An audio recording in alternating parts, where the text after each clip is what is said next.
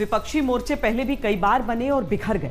हर बार उनके सामने यह यक्ष प्रश्न रहा कि केंद्रीय सत्ता के खिलाफ क्रांति तो ठीक, लेकिन उस क्रांति का चेहरा कौन होगा? यह सवाल इस बार भी विपक्ष के बनते नए समीकरणों के सामने है। एक सांकेतिक दावा ममता का सामने है, बाकी विपक्ष की राय क्या है, यहां से काफी महत्वपूर्ण हो जाता है। तो हम ये बताना चाहेंगे कि ये जो लड़ाई है इसमें व्यक्ति विशेष मैटर नहीं करता। असल जो विपक्ष जो है वो देश की जनता है, और ये प्रधानमंत्री नरेंद्र मोदी वर्सेस देश की जनता, ये चुनाव होने जा रहा है। विपक्ष की सियासी अगस्त क्रांति में फिलहाल चेहरे का मुद्दा इतना बड़ा नहीं है। यही विश्वास विपक्षी दल भी ममता की कवायदों और अपने अनुमानित साथी सहयोगियों तक पहुंचाना चाहते हैं। 2014 के हों या 2019 के आम चुनाव में विपक्षी एकता का चेहरा कौन का सवाल आता रहा है। चेहरे के सवाल पर विपक्षी एकता भी बिखर जाती है। ममता बनर्जी भी फिलहाल चेहरे के सवाल को और बड़ा नहीं होने देना चाहती। वो नहीं चाहती कि मोदी सरकार के खिलाफ विपक्षी आक्रामकता का जो दौर शुरू हुआ है वो चेहरे के सवाल पर कमजोर पड़ जाए। देखिए, बीजेपी को हराने के लिए सबको एक होना जरूरी है।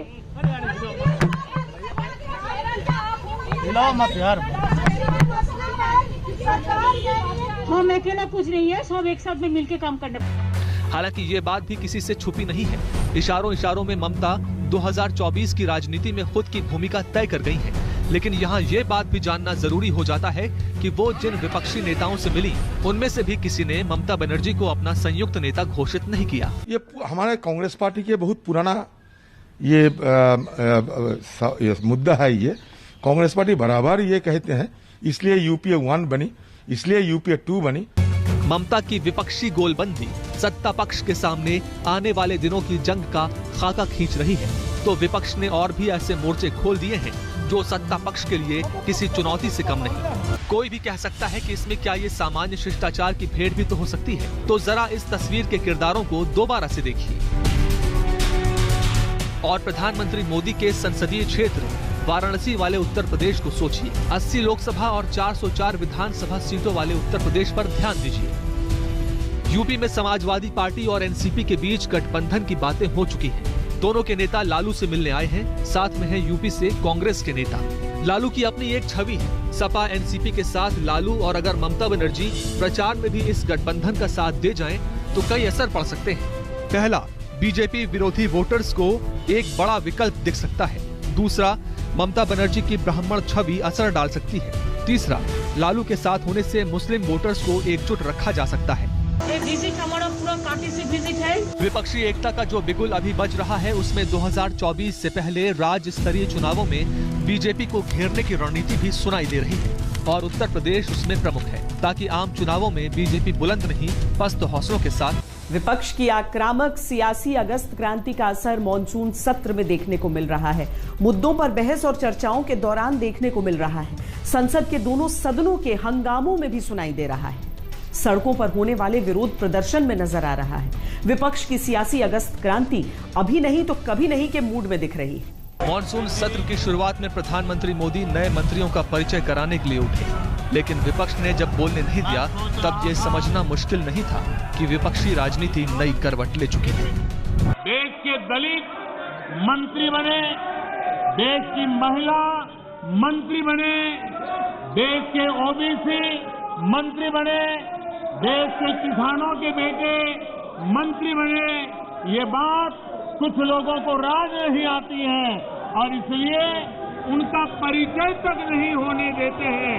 एक मंत्री का शपथ ग्रहण हुआ हो या 50 मंत्रियों का शपथ ग्रहण हुआ हो, बराबर वह प्रधानमंत्री संसद में आकर सबसे पहले सदन की कार्रवाई प्रारंभ होते ही अपने मंत्रिमंडल के सभी सदस्यों का परिचय कराता है और पूरा सदन शांतिपूर्वक से प्रधानमंत्री की बात सुनता है और सभी जितने भी मंत्रीगण होते हैं उनका परिचय हासिल करता है। यह एक हेल्दी ट्रेडिशन यहाँ का रहा है। लेकिन मैंने पहली बार अपने 24 वर्षों के संसदीय जीवन में यह देखा है कि इस परंपरा को इस बार संसद में तोड़ा गया। संसद की कार्रवाई सुचारू रूप से चले ये सरकार का दायित्व होता है, लेकिन 31 जुलाई तक लोकसभा के 7 घंटे ही काम हो सका और राज्यसभा के संभावित 53 घंटों में से 11 घंटे ही काम हो सका।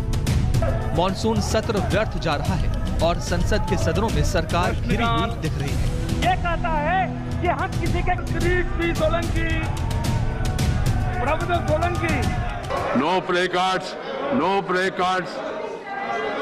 ये Secretariat should, from today onwards, should publish the name of the member and also issue he has been permitted by the chair. These things should go to public. The house is adjourned to meet at 12. संसद के अंदर अगर हंगामा है तो संसद के बाहर लगातार विरोध प्रदर्शन जारी है। सरकार पर जमकर करारे प्रहार है। ये किसानों के फायदे के लिए नहीं है कानून और इन कानून को वापस लेना पड़ेगा। सरकार विपक्ष को मनाने की कोशिशों में अपने मंत्रियों को आगे कर रही है, लेकिन बात बनेगी ऐसा लगता नहीं।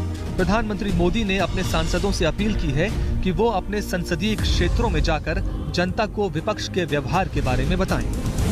फिलहाल देश की राजनीति के फलक पर विपक्ष जमकर प्रहार कर रहा है। आने वाले दिनों की नीतियां और रणनीतियां बना रहा है। अगस्त के महीने में विपक्ष की आक्रामकता और आक्रामक राजनीति और बढ़ेगी।